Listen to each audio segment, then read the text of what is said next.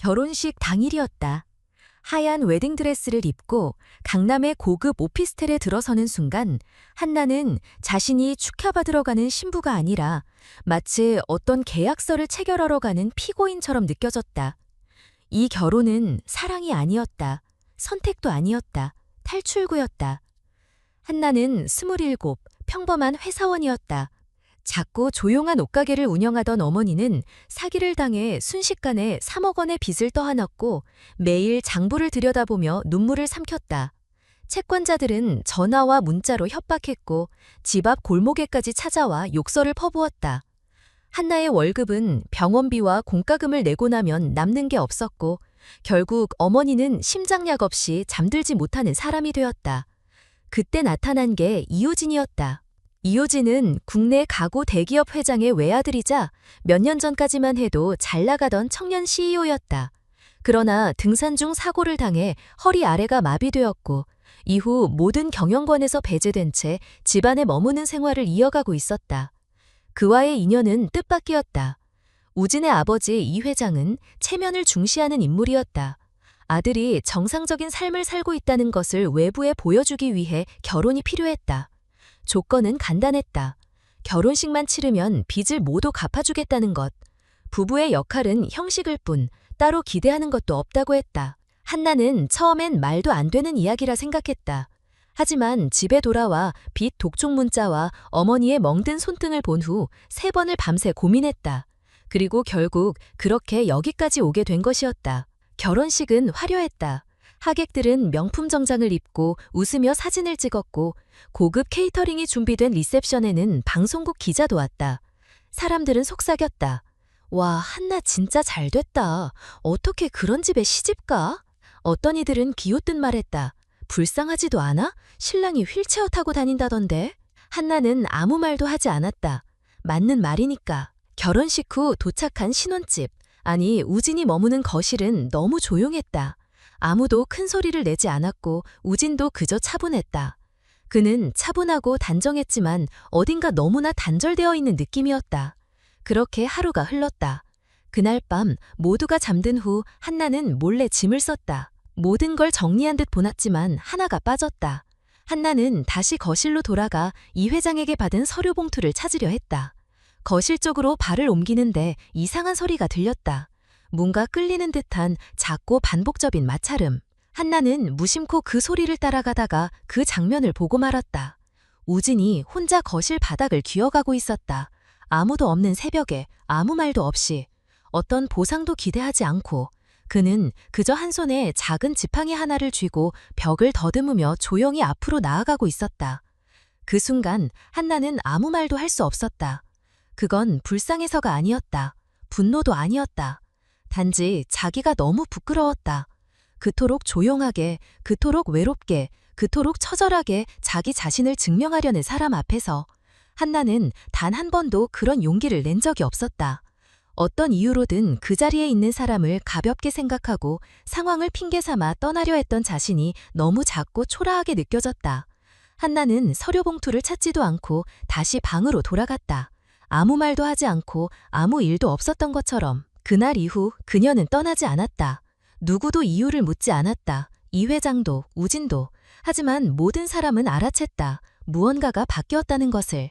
사랑은 아니었다. 책임도 아니었다. 그건 단지 지켜보았기 때문에 외면할 수 없게 되는 마음이었다. 한나는 그렇게 처음으로 그 집에 발을 딛고 머물기를 선택했다. 그리고 이 선택이 자신의 인생을 어디로 끌고 갈지 그녀는 아직 알지 못했다. 한나는 떠나지 않았다. 그날 밤 이후로. 봉투도 없이 계획도 접은 채 그냥 남았다. 이유는 설명할 수 없었다. 미련도 없었고 애착도 아니었다. 그저 그렇게 해야 할 것 같았다. 스스로를 변명할 필요도 없었다. 누구도 묻지 않았기 때문이다. 이유진 역시 아무 말이 없었다. 그녀가 떠나지 않았다는 것에 대해 놀라지도 않았고 감정도 보이지 않았다.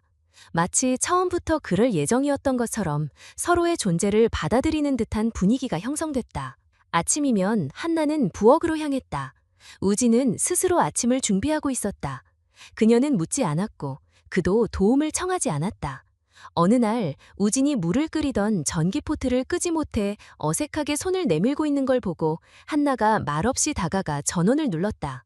그 순간 눈이 마주쳤지만 아무도 말을 꺼내지 않았다. 서로에 대해 아는 것은 여전히 거의 없었다.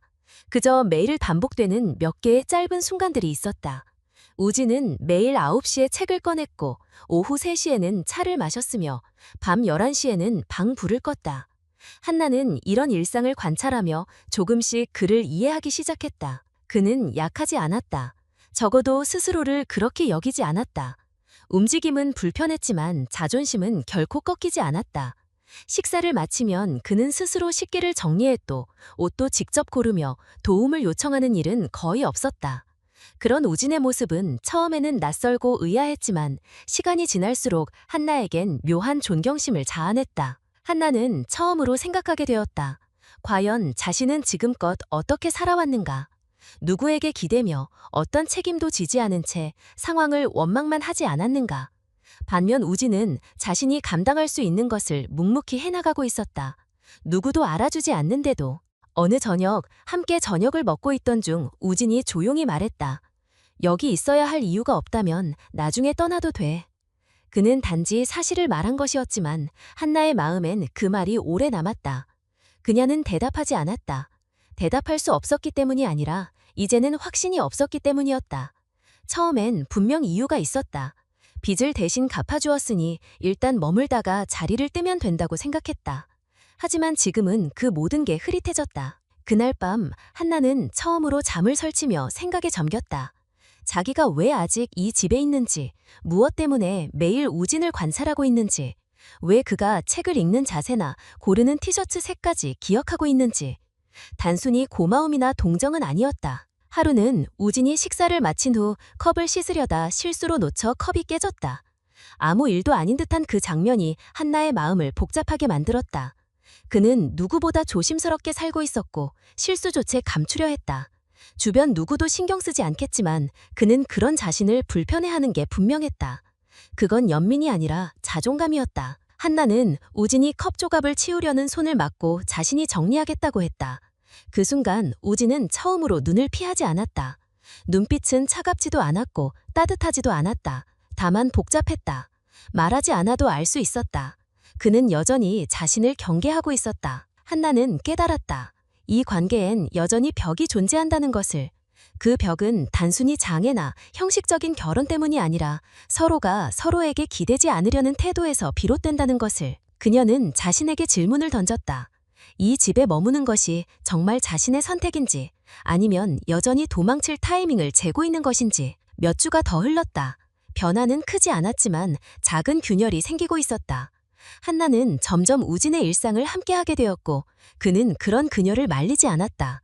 매일 아침 마주치는 짧은 인사, 저녁의 침묵 속 식사, TV를 켜두고도 아무도 보지 않는 저녁 시간. 서로를 모르면서도 조금씩 익숙해져 갔다. 언젠가 그녀가 말한 적 있었다. 여기 있어도 괜찮을까요? 그때 우진은 대답하지 않았다. 하지만 다음 날 아침 그가 준비해둔 머그컵 2개와 식탁에 앉아 있었다. 그건 초대도 환영도 아니었다.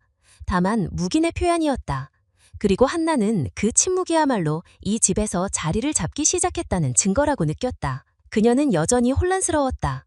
이곳에 있는 이유, 이 사람에게 느끼는 감정, 앞으로의 계획, 그 무엇도 또렷하지 않았다. 하지만 단 하나는 분명했다. 그녀는 더 이상 그를 불쌍하게 보지 않았다. 오히려 자신보다 더 정직하고 용기 있는 사람이라 느꼈다. 그리고 그 생각 하나만으로도 한나는 떠나지 않을 이유가 충분하다고 생각했다. 그날은 평소와 크게 다르지 않았다. 오전엔 한나가 조용히 청소를 하고 우진은 서재에 머물렀다. 점심엔 말없이 마주 앉아 밥을 먹었고 오후엔 각자의 시간을 보냈다. 그런 평온한 일상 속 전화 한 통이 분위기를 완전히 바꿔놓았다. 모르는 번호였다. 한나는 잠시 망설였지만 어쩌면 어머니의 지인일 수도 있겠다는 생각에 전화를 받았다. 그리고 그 목소리를 듣는 순간 모든 공기가 멈춘 듯했다. 한나야, 나야, 준호. 그 이름, 그 목소리. 한나는 숨이 막혔다. 모든 감정이 순식간에 되살아났다. 준호는 한나의 대학 시절 연인이었다. 졸업 후에도 3년을 사귀었고 결혼을 이야기한 적도 있었다. 하지만 집안이 무너진 날을 그는 사라졌다. 설명도 없이, 연락도 없이, 그리고 오늘 갑자기 나타났다. 그는 말했다. 자신도 어려움이 있었고 도망쳤던 걸 인정한다고. 뒤늦게서야 용기를 냈고 지금은 다시 시작하고 싶다고 했다. 이미 결혼한 한나의 상황도 안다고 했다. 하지만 단 한 번만 얼굴을 보자며 지금 집 앞에 와 있다고 했다. 한나는 거절하지 못했다. 반사적으로 몸이 움직였다. 현관을 열고 마주친 사람은 예전보다 수척하지만 여전히 익숙한 얼굴이었다. 그는 조심스레 웃으며 말했다. 한나의 행복을 빌지만 한 번만 솔직히 말해달라고. 정말 행복하냐고. 그 질문에 한나는 아무 말도 할 수 없었다. 행복이라고 말하긴 애매했다. 불행이라고도 할 수 없었다. 우진과의 관계는 여전히 정의되지 않은 채 조심스러운 공존 속에 있었다. 준호는 길게 말하지 않았다. 다만 자신이 과거를 후회하고 있으며 지금의 그녀가 단지 파인의 희생으로 버티고 있는 거라면 도와주고 싶다고 했다. 그는 돌아섰고 한나는 그대로 집 안으로 들어왔다. 아무 일도 없었던 듯 침착하게 걸었지만 안에서는 무언가 요동치고 있었다. 거실에 앉아있는 우진이 고개를 들었다. 그의 시선은 질문을 담고 있었지만 말은 없었다. 한나는 입을 열었다. 전에 만나던 사람이에요. 오늘 갑자기 찾아왔어요. 우진은 고개를 끄덕였다. 그 이상 묻지 않았다. 그리고 그 밤 한나는 잠들지 못했다. 준호의 얼굴보다 우진의 말없는 반응이 마음을 어지럽혔다. 다음 날 아침 평소처럼 식사를 준비한 한나는 우진 앞에 앉으며 조심스레 입을 열었다. 어제 그냥 놀랐어요. 과거는 과거인데 순간 마음이 흔들렸어요. 미안해요. 우진은 고개를 들지 않았다. 조용히 말했다. 난 네가 날 위해 여기 있을 필요 없어. 그는 덧붙였다. 어차피 우린 서로에게 아무것도 요구하지 않았잖아. 그러니 자유롭게 선택해. 한나는 입을 열려다 멈췄다. 마음속에선 수많은 말이 떠올랐지만 어떤 것도 의미가 없을 것 같았다. 그날 하루는 길었다. 서로 말없이 같은 공간에 있었지만 그 조용함이 이전과는 달랐다. 저녁 무렵 한나는 용기를 냈다. 난 여기 있고 싶어요. 누가 억지로 시켜서가 아니라 내 의지로. 우진은 조용히 그녀를 바라봤다. 표정엔 감정이 담기지 않았다. 다만 아주 작게 고개를 끄덕였다. 그리고 그날밤 처음으로 방문이 완전히 닫히지 않았다. 우진의 방문 틈이 살짝 열려 있었고 한나는 자신의 방으로 돌아가지 않았다. 문 밖에 앉아 조용히 등을 기댄 채 천천히 숨을 고르며 마음을 가다듬었다. 그녀는 알았다. 지금 이 순간 무언가 변하고 있다는 것을. 아주 미세하지만 분명한 균열이 생기고 있다는 것을. 그것은 둘 사이의 거리일 수도 있고 서로에 대한 오해일 수도 있었다. 하지만 확실한 것은 그날 밤부터 한나는 더 이상 이 집의 손님이 아니었다. 스스로 선택한 자리, 그 자리에 처음으로 마음을 내려놓고 있었다. 며칠 후 한나는 이상한 기운을 느꼈다. 아침부터 이 집의 가사 도우미 김 아주머니가 유난히 조용했고 눈치를 보는 듯한 태도를 보였다. 평소와 다르게 말을 아끼던 그녀는 설거지를 하다 말고 슬쩍 한나에게 다가와 낮은 목소리로 말했다. 사모님, 혹시 회장님이 지하실에서 누굴 만나는 거 아셨어요? 한나는 순간 멈췄다. 지하실은 사용되지 않는 공간이었고 결혼 이후로도 문이 늘 닫혀 있었다. 그녀는 고개를 저으며 아무것도 모른다고 답했다. 며칠 전에도 이상한 남자가 와서 지하실로 들어가더라고요. 목소리가 작긴 했는데 무슨 땅 이야기, 채권 이야기 하는 것 같았어요. 김 아주머니는 더 이상 묻지 않겠다는 듯 자리를 피했고 한나는 머리가 복잡해졌다. 우진은 아무 말이 없었다. 하지만 이 집에서 무언가가 움직이고 있다는 건 분명했다. 그날 저녁 한나는 평소보다 늦게까지 깨어 있었다. 모두가 잠든 후 조용히 계단을 내려갔다. 지하실 문 앞에 도착했을 때 안쪽에서 희미한 불빛이 새어나왔다. 조심스럽게 귀를 대자 낯선 목소리가 들렸다. 그 땅만 팔면 최소 80억은 나옵니다. 30억 은행빚 갚고 나머지는 셋이 나눠도 충분하죠. 우진이 그걸 알면 반대할 거요. 그 녀석이 뭘 알겠어, 그 몸으로. 어차피 법적 결정권도 없잖소. 명의 변경만 마무리하면 끝이야. 한나는 더 이상 듣지 못했다. 심장이 요동쳤고 손끝이 떨렸다. 그날 밤 그녀는 한숨도 자지 못했다. 다음 날 아침 평소처럼 우진과 마주 앉아 식사를 했지만 눈을 마주치지 못했다. 그는 아무것도 모르는 얼굴이었다. 며칠간 고민 끝에 한나는 우진에게 물었다. 오빠, 사람은 자기 체면을 위해서 가족도 속일 수 있을까? 우진은 잠시 생각하다가 고개를 저었다. 그건 가족이 아니지. 그 대답은 그녀에게 확신을 주었다. 그날 오후 한나는 변호사 사무실을 찾았다. 대학 동기였던 친구가 변호사로 일하고 있었다. 그녀는 남편의 동의 없이 배우자 명의로 된 공동재산이 매도되지 않도록 임시 처분 신청을 의뢰했다. 절차는 길고 복잡했지만 그녀는 한치도 흔들리지 않았다. 며칠 뒤 이 회장은 등기소로부터 거래 제한 통보서를 받았다.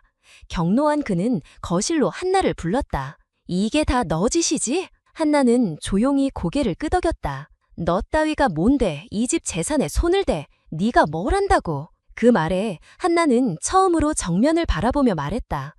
전 우진 씨의 아내입니다. 법적으로도 도의적으로도요.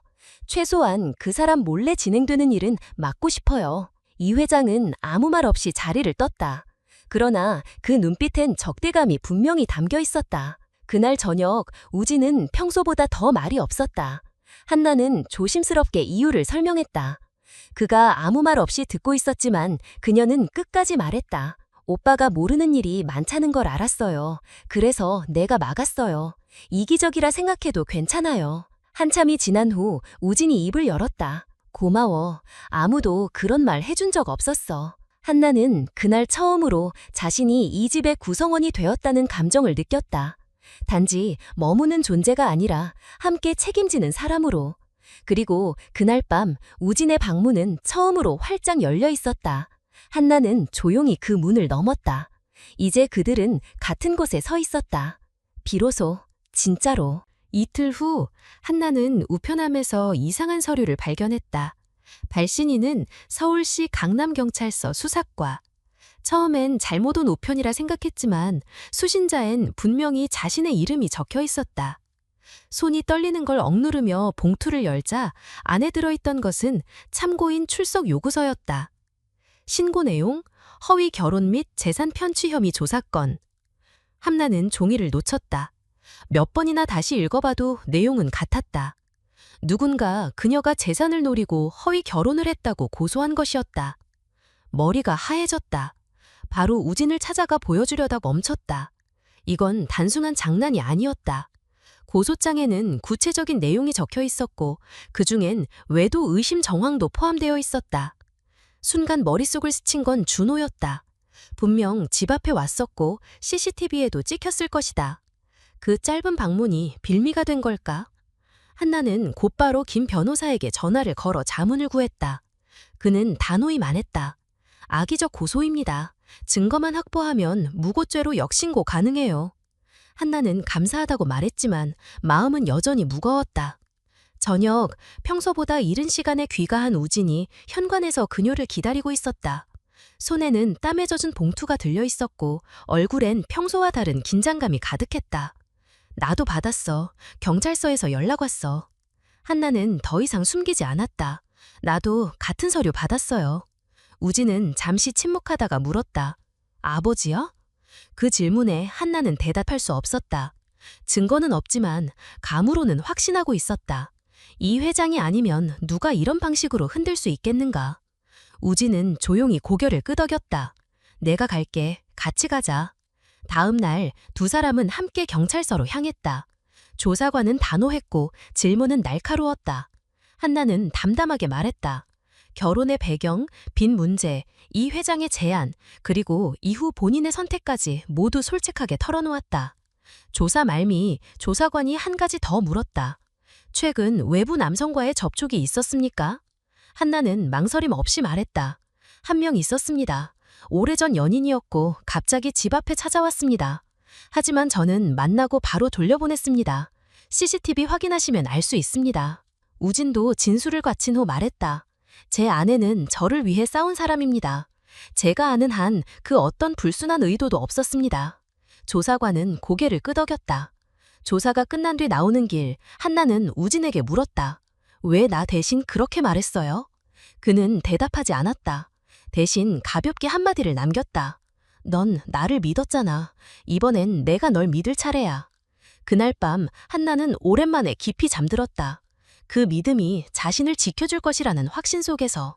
하지만 이 회장은 멈추지 않았다. 며칠 뒤 또 다른 압박이 들어왔다. 이 회장이 변호사를 통해 결혼 무효 소송을 검토 중이라는 소문이 돌았다. 한나는 놀라지 않았다. 이미 예상한 일이었다. 우진은 직접 변호사 사무실에 전화를 걸었다. 자신이 전적으로 아내를 신뢰하고 있으며 만일 또다시 명예를 훼손한다면 법적 대응을 하겠다고 경고했다. 모든 과정이 끝난 후 우진은 한나에게 말했다. 네가 옆에 있어서 다행이야. 그 말은 짧았지만 한나에겐 가장 길고 깊은 고백이었다. 그날 밤 우진은 그녀에게 처음으로 상자 하나를 건넸다. 안에는 그가 평소 작성해온 문서들과 통장 그리고 유언장이 있었다. 혹시라도 무슨 일이 생기면 네가 알아야 할 것 같아서. 한나는 손사래를 쳤다. 하지만 우진은 진지했다. 내가 지키지 못할 수도 있으니까 넌 지킬 수 있도록 준비해둬. 그의 말은 두려움이 아니라 신뢰에서 비롯된 것이었다. 그리고 그 순간 한나는 알았다. 이제는 자신도 이 사람을 지켜야 할 때라는 것을. 사랑은 누군가를 선택하는 것이 아니라 함께 맞서는 것이란 걸 처음으로 배운 날이었다. 며칠 뒤 이 회장은 가족회의를 소집했다. 평소엔 얼굴조차 보기 힘들었던 친척들이 하나둘 모였다. 안내받은 거실은 정돈되어 있었고 한가운데엔 두꺼운 봉투와 노트북이 놓여 있었다. 우진은 조용히 휠체어를 밀고 들어섰고 한나는 그의 옆에 앉았다. 아무도 말을 하지 않았다. 이 회장은 자리에 앉아 정장을 다듬으며 말했다. 오늘은 내 유언장을 공식적으로 발표하겠다. 순간 거실이 술렁였다. 누구도 예상치 못한 발표였다. 노트북이 켜졌고 큰 화면엔 디지털 문서가 떠올랐다. 제목은 최종 유언장. 내용은 명확했다. 이 회장은 자신이 소유한 부동산, 주식, 현금 자산 대부분을 조카인 이정훈에게 상속하겠다고 명시했다. 우진의 이름은 단 한 줄에만 등장했다. 장남 이우진에게는 매월 생활비 명목으로 100만 원의 지급을 보장함. 정적이 흘렀다. 아무도 입을 열지 못했다. 이 회장은 자리에 앉아 정장을 다듬으며 말했다. 오늘은 내 유언장을 공식적으로 발표하겠다. 순간 거실이 술렁였다. 누구도 예상치 못한 발표였다. 노트북이 켜졌고 큰 화면엔 디지털 문서가 떠올랐다. 제목은 최종 유언장. 내용은 명확했다. 이 회장은 자신이 소유한 부동산, 주식, 현금 자산 대부분을 조카인 이정훈에게 상속하겠다고 명시했다. 우진의 이름은 단 한 줄에만 등장했다. 장남 이우진에게는 매월 생활비 명목으로 1,000만 원의 지급을 보장함. 정적이 흘렀다. 아무도 입을 열지 못했다. 우진은 화면을 뚫어지게 바라보다가 조용히 입을 열었다. 아버지, 이게 진심이세요? 이 회자는 눈도 마주치지 않고 고개만 끄덕였다. 나는 너를 위해 많은 걸 해왔다. 하지만 지금의 넌 아무것도 책임질 수 없어. 회사를 이끌 수도, 가족을 이끌 수도 없어. 한나는 참을 수 없었다. 우진 씨는 누구보다도 강한 사람이에요. 누구도 그의 자리를 대신할 수 없어요. 이 회장은 손을 들어 제지하며 말했다. 넌 조용히 해. 처음부터 네 자리는 이 집에 없었어. 네가 들어오면서 이 집안이 흔들리기 시작했다. 한나는 아무 말도 하지 않았다. 대신 우진을 바라봤다. 우진은 조용히 숨을 들이켰다. 그래요. 이제 이해했어요. 아버진 제가 아들이라는 사실보다 정상이어야 한다는 체면을 더 중시하셨던 거군요. 이 회장은 무표정한 얼굴로 말했다. 맞다. 넌 내 기대를 저버렸다. 그 말에 우진은 고개를 들었다. 눈빛은 단단했다. 그럼 전 더 이상 이 집안의 일원이 아닙니다. 오늘 이후로 저와 한나는 이 집을 떠납니다. 거실이 다시 조용해졌다. 친척들의 시선이 우진에게 쏠렸지만 그는 흔들리지 않았다. 이 회장은 자리에서 일어나며 말했다. 네 맘대로 해라. 하지만 후회하지 마. 우진은 마지막으로 한마디만 남겼다. 후회할 일은 없을 겁니다. 오히려 자유롭겠죠. 그날 밤 두 사람은 조용히 짐을 쌌다. 많지도 적지도 않은 짐이었다. 필요한 것만 챙겼고 남길 것도 없었다. 거실 테이블 위에는 편지 한 장이 남겨졌다. 아버지, 더 이상 당신께 기대하지 않겠습니다. 남은 생은 제 방식대로 살겠습니다. 우진 드림. 이틀 후 작은 집을 찾았다. 우진의 어머니가 생전에 남긴 단층 주택, 외곽에 위치한 조용한 동네였다. 낡고 오래된 집이었지만 두 사람에겐 처음으로 진짜 집이었다. 한나는 싱크대를 정리하고 우진은 책상 위에 노트북을 놓았다. 그날 밤 한나는 조용히 말했다. 이젠 우리 방식대로 살아요. 누구에게도 휘둘리지 않고. 우진은 대답 대신 고개를 끄덕였다. 그리고 그날 이후 두 사람은 비로소 자신들의 삶을 시작했다. 상속도, 재산도, 인정도 없이. 다만 서로를 선택한 사람으로서 그것만으로 충분했다. 작은 집에서의 생활은 생각보다 조용하고 바빴다. 낡은 수도가는 수시로 물이 새고 전기 스위치는 종종 말을 듣지 않았다. 그래도 한나는 불평하지 않았다. 우진도 마찬가지였다. 서로가 각자의 몫을 감당하며 하루를 만들어갔다. 우진은 아침이면 책상 앞에 앉아 무언가를 쓰기 시작했다. 처음엔 몇 줄도 쓰지 못하고 지웠다 반복했지만 점차 글이 길어졌다. 그것은 그의 자서전이었다. 가족에게서 버려진 시간, 회복하려 했던 싸움, 그리고 누군가가 다시 손을 잡아준 이야기까지. 그는 자신이 무너졌던 순간보다 다시 일어났던 과정을 기록하고 싶어 했다. 한나는 오전이면 집을 정리하고 오후엔 근처 도서관에서 책을 빌려왔다. 가끔은 마을 사람들과 채소를 나누며 지냈다. 특별할 것 없는 하루들이었지만 그 안에는 평온함이 있었다. 어느 날 우진이 조용히 서랍을 열고 작은 상자를 꺼냈다. 오래된 나무 상자 안에는 은색 반지가 하나 들어있었다. 화려하지 않았지만 정직한 반짝임이 있었다. 그는 상자를 열고 말했다. 원래는 줄 생각이 없었어. 이런 결혼에서 반지가 무슨 의미가 있겠냐고 생각했으니까. 그런데 이제는 의미가 바뀐 것 같아. 한나는 말없이 고개를 끄덕였다. 그 반지는 계약의 증표가 아닌 함께했던 시간에 대한 감사였다. 그리고 며칠 후 우진은 병원 진료를 다녀오며 물리치료 일정을 다시 시작하겠다고 말했다. 한나는 놀라지도 말리지도 않았다. 그는 준비가 되어 있었고 한나는 단지 곁에 있어주면 된다고 믿었다. 우진은 매일 조금씩 훈련을 이어갔다. 혼자서 의자에 오르려 시도했고 손으로 바닥을 밀며 균형을 잡았다. 넘어지기도 했고 때로는 아무 진전도 없었다. 그래도 그는 멈추지 않았다. 한나는 저녁이면 그가 쓴 원고를 정리했다. 문장은 투박했지만 감정은 또렷했다.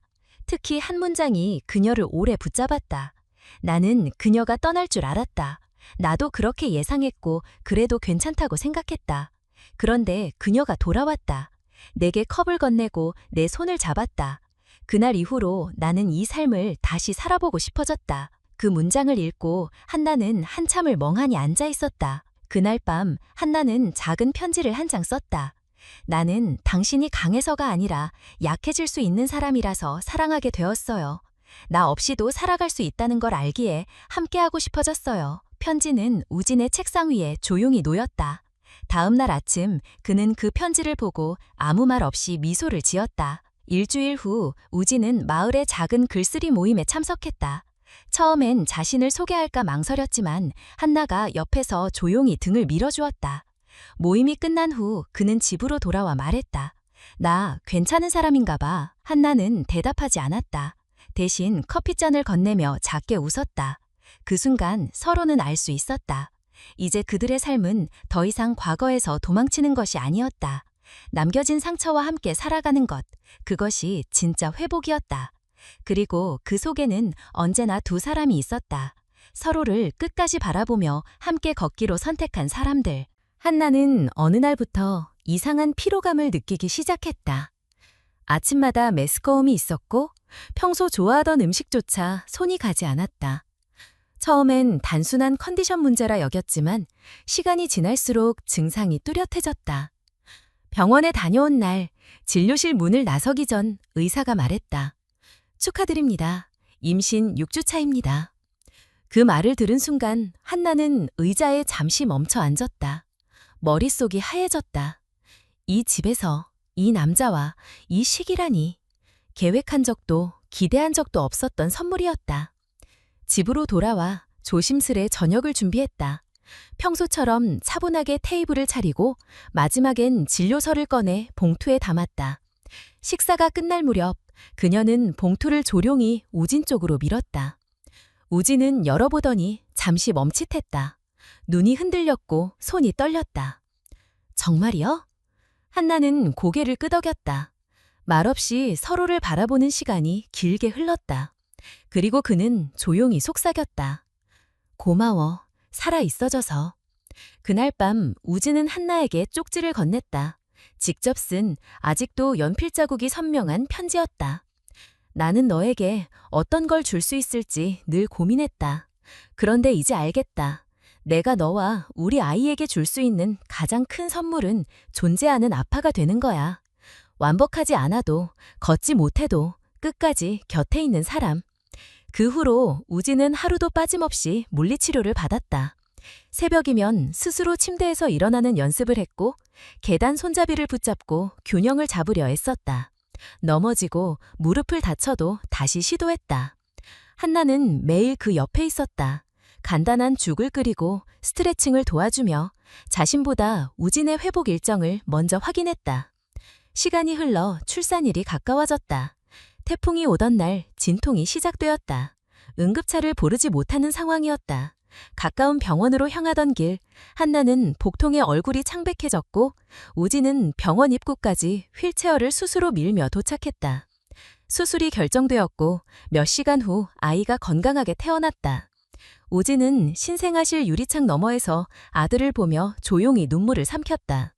한나는 회복실 침대에 누운 채 아이가 무사하다는 말만으로 모든 고통을 잊을 수 있었다. 아이의 이름은 이시안, 편안할 시, 안전할 안자를 써서 지었다. 출산 후 한나는 병원에서 한 통의 전화를 받았다. 우진의 아버지, 이 회장이 급성 뇌출혈로 입원 중이라는 소식이었다. 회복 가능성은 낮고 의식은 미약하다는 말을 들었다. 한나는 그 사실을 우진에게 전하지 않았다. 그는 지금 새 생명의 시작 앞에 서 있었고 과거의 그림자에 다시 흔들리게 하고 싶지 않았다. 하지만 며칠 뒤 한 통의 등기 우편이 도착했다. 이 회장의 법률 대리인이 보낸 것이었고 봉투 안에는 USB 하나가 들어있었다. 이호진님께 전달 부탁드립니다. 회장님께서 입원 직전 남기신 마지막 메시지입니다. 밤이 깊어지자 두 사람은 거실에 앉아 USB를 열었다. 파일 제목은 아들 우진에게. 녹음이 시작되자 익숙하지만 힘 빠진 목소리가 흘러나왔다. 우진아, 이걸 네가 듣고 있다면 나는 아마도 네 앞에 말을 할 수 없는 상태겠구나. 나는 아버지라는 이름으로 너에게 너무 가혹했다. 너를 부끄럽게 여겼고 내 불완전함이 내 삶의 실패처럼 느껴졌다. 하지만 넌 나보다 훨씬 더 단단한 사람이었다. 포기하지 않았고 누군가를 지켜냈고 스스로 삶을 만들어냈다. 그 모습이 이제야 보인다. 늦었지, 많이. 하지만 죽기 전엔 한 번쯤 너에게 말하고 싶었다. 미안하다. 그리고 고맙다. 녹음은 끝났다. 화면도 소리도 사라진 자리엔 정적만 남았다. 우진은 말없이 앉아 있었고 한나는 그의 손을 잡았다. 이젠 정말 끝난 것 같아. 우진이 조용히 말했다. 한나는 고개를 끄덕였다. 더 이상 뒤를 돌아볼 이유는 없었다. 몇 주 후 이 회장이 세상을 떠났다는 소식이 전해졌고 장례식은 조용히 치러졌고 유산 분배나 유언장 변경은 없었다. 우진과 한나는 참석하지 않았다. 그들의 삶은 이미 다른 곳에 있었고 다른 의미를 향해 가고 있었다. 계절이 바뀌었다. 아이는 점점 자라고 있었고 우진의 자서전은 소규모 출판사에서 출간되었다. 책 제목은 끝까지 함께하는 사람. 출판 후 3개월 만에 입소문을 타고 5,000부가 팔렸다. 리뷰엔 비슷한 상처를 가진 사람들이 남긴 감사의 글이 가득했다. 한나는 그런 댓글 하나하나를 읽으며 밤을 보냈다. 그리고 문득 깨달았다. 자신들이 견뎌낸 시간들이 다른 누군가에겐 희망이 될 수 있다는 사실을. 어느 날 마을 주민 한 명이 찾아와 말했다. 이 집엔 따뜻한 공기가 있는 것 같아요. 불빛이 희미해도 마음은 환하달다. 한나는 웃으며 대답했다. 우리 아이가 그런 존재예요. 이 집을 환하게 비춰주는. 밤이 되면 우진은 여전히 글을 쓰고 한나는 아이 옆에 앉아 자장가를 흥얼인다. 그들의 집은 작지만 더 이상 작지 않았다. 그리고 어느 날 한나가 조용히 말했다. 당신을 다시 선택할 기회가 있다면. 우진은 웃으며 대답했다. 매일 아침마다 똑같이 너를 고를 거야. 인생은 언제나 계획대로 흘러가지 않는다. 때로는 굴욕과 상처, 상실과 배신이 먼저 찾아온다. 하지만 그 모든 걸 지나온 사람만이 안다. 결국 우리를 지켜주는 건 재산도 명예도 아니라 끝까지 함께하려는 누군가의 의지라는 걸. 사랑은 거창한 약속이 아니라 남는 자의 결심이다. 그리고 오늘도 그들은 서로의 곁엔 남기로 결심한다. 하루를 더, 인생을 더, 조용하지만 단단하게. 오늘도 저희 이야기에 귀 기울여주신 여러분께 진심으로 감사드립니다. 하루하루 바쁘고 지친 일상 속에서 누군가의 이야기를 듣는다는 건 결코 쉬운 일이 아닙니다. 그럼에도 불구하고 이 긴 여정을 끝까지 함께 해주신 여러분의 마음에 깊은 감사의 인사를 전하고 싶습니다. 오늘 전해드린 이야기는 단순한 사랑 이야기가 아니라 삶의 무게를 견뎌내고 서로를 통해 다시 일어서는 사람들의 이야기였습니다. 우리는 모두 다른 모습으로 상처를 안고 살아갑니다. 하지만 그 상처를 감싸 안아주는 한 사람이 있다면 다시 시작할 수 있는 용기를 얻을 수 있습니다. 이 이야기를 통해 여러분의 마음에도 작지만 따뜻한 울림이 전해졌기를 바랍니다. 어떤 삶이든 누군가를 진심으로 선택하고 끝까지 함께하려는 마음만큼 값진 것은 없다는 사실을 함께 나누고 싶었습니다. 저희 채널은 앞으로도 이런 진솔하고 따뜻한 이야기를 전해드리기 위해 계속 노력하겠습니다. 혹시 오늘 이야기가 마음에 닿았다면 아래에 좋아요를 눌러주시고 느낀 점을 댓글로 남겨주세요. 그리고 채널 구독을 눌러주시면 앞으로의 이야기들도 함께 나눌 수 있습니다. 여러분의 관심과 응원이 저희에게는 큰 힘이 됩니다. 감사합니다.